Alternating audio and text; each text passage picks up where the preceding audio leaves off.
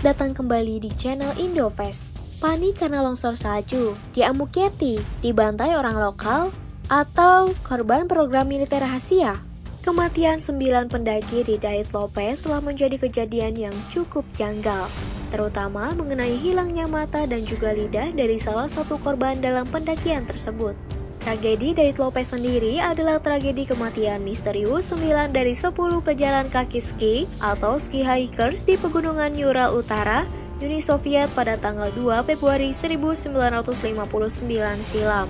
Insiden ini sangat terkenal di dunia, apalagi untuk peneliti misteri, konspirasi, ufologis, hingga kriptologis. Karena tragedi ini masih diselimuti misteri yang belum terpecahkan. Mereka adalah kelompok trekking profesional dan berpengalaman yang semuanya berasal dari Ural Polytechnical Institute. Setelah mereka mendirikan tenda di lereng Kholat Syakhl atau yang lebih dikenal dengan The Dead Mountain saat bencana melanda mereka semua. Awal tragedi terjadi pada malam hari di sekitar tenda mereka. Ada sesuatu atau sebuah kejadian yang masih misterius, yang menurut peneliti mungkin sangat menakutkan atau mengerikan yang mengancam nyawa mereka.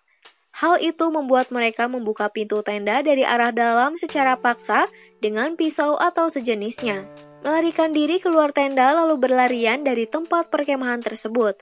Bahkan, beberapa dari mereka keluar dari tenda dengan pakaian dalam saja, tanpa jaket di tengah hujan salju dengan suhu di bawah 0 derajat. Salah satu foto terakhir dari roll film pada kamera milik salah satu tim memperlihatkan tim Dait Lopez sedang jalan beriringan dengan ski mereka di tengah cuaca buruk di pegunungan Ural, Uni Soviet sebelum mereka tewas. Setelah kejadian tersebut, akibatnya akses ke wilayah ditutup untuk pejalan kaki amatir dan ekspedisi selama 3 tahun setelah kejadian tersebut.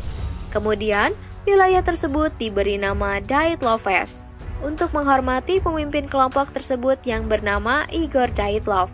Dari catatan buku harian dan kamera yang ditemukan di sekitar perkemahan terakhir mereka, memungkinkan para peneliti untuk melacak rute kelompok sampai pada hari sebelum kejadian tersebut terjadi.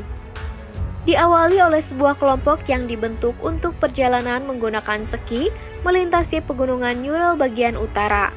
Kelompok ini dipimpin oleh Igor Dyatlov, terdiri dari 8 pria dan 2 wanita.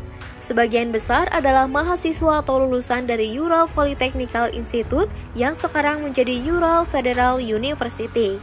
Dalam rencana pendakian tersebut, salah satu anggota yang bernama Yuri Yudin dipaksa untuk kembali karena sakit, dan ia merupakan orang yang tersisa dari 9 orang yang melanjutkan perjalanan. Pada tanggal 27 Januari, mereka memulai perjalanannya menuju Otorten dari Vizay. Tujuan dari ekspedisi tersebut adalah untuk mencapai Otorten, sebuah gunung yang terletak 10 km atau 6,2 mil arah utara dari lokasi kejadian tersebut. Pada tanggal 31 Januari, kelompok tersebut tiba di tepi daerah dataran tinggi dan mulai bersiap untuk mendaki. Sebelum pergi, Dyatlov atau ketua dari kelompok tersebut telah setuju untuk mengirimkan telegram segera ke klub olahraga mereka setelah kelompok tersebut kembali ke Pizay, selambat-lambatnya 12 Februari. Ketika tanggal 12 Februari berlalu dan tidak ada pesan yang diterima. Belum ada reaksi yang dilakukan dengan segera karena penundaan beberapa hari biasa terjadi pada ekspedisi seperti ini.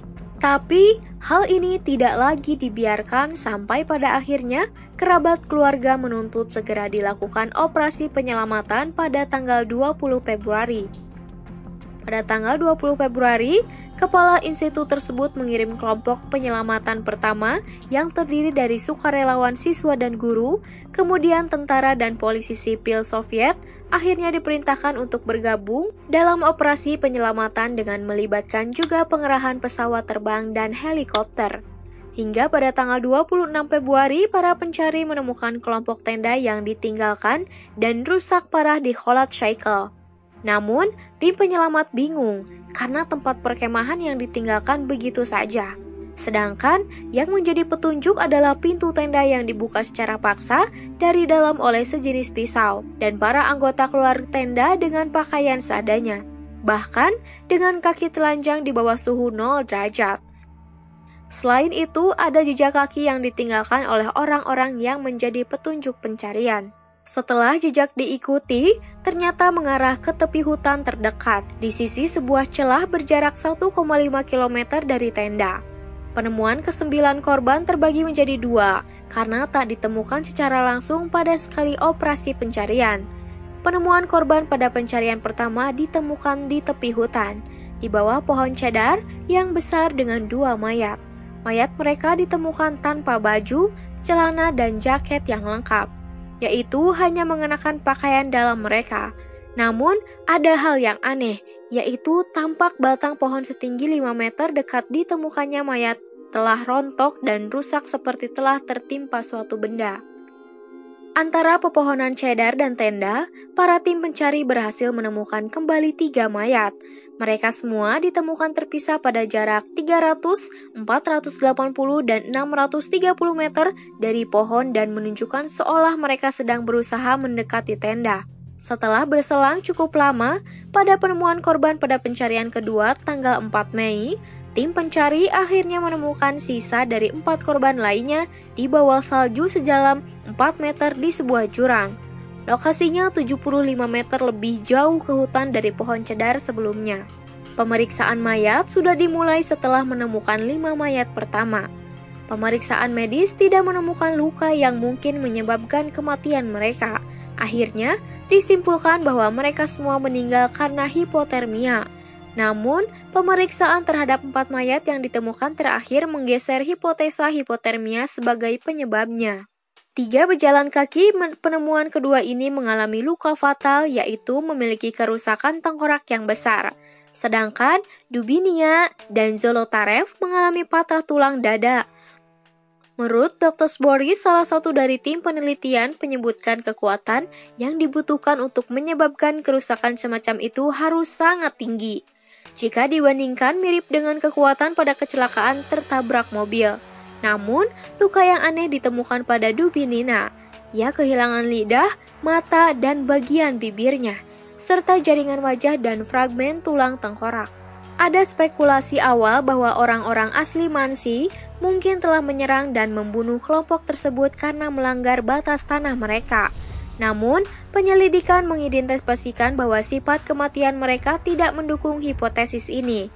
Hanya jejak mereka saja yang terlihat dan tidak menunjukkan adanya pertengkaran dengan kelompok lain atau pada suku Mansi, yaitu suku asli pedalaman di daerah Khanty, Mansia di Rusia. Meskipun saat itu suhu sangat rendah dengan hembusan angin kencang, namun sebagian yang tewas hanya menggunakan pakaian biasa. Beberapa dari mereka hanya memakai 1 sepatu, sementara yang lain tidak memakai sepatu dan hanya memakai kaos kaki. Dari beberapa investigasi yang telah dilakukan, masih ada beberapa kontroversi yang akhirnya muncul mengenai hal itu. Beberapa hasilnya masih dipertanyakan. Di antaranya, kesaktian Dyatlov Foundation yang menghadiri 5 pemakaman mengatakan kulit mereka berwarna kuning kecoklatan tidak seperti mayat biasanya. Selain itu, ada kesaksian dari 2 kelompok pendaki lain, yang salah satunya berada sekitar 50 km selatan dari kejadian, melaporkan bahwa mereka melihat bola cahaya aneh berwarna orange di langit pada malam itu. Bola bercahaya itu terlihat oleh kelompok pendaki lain berada di utara pada malam kejadian tersebut, yang lebih dekat di sekitar tempat kejadian.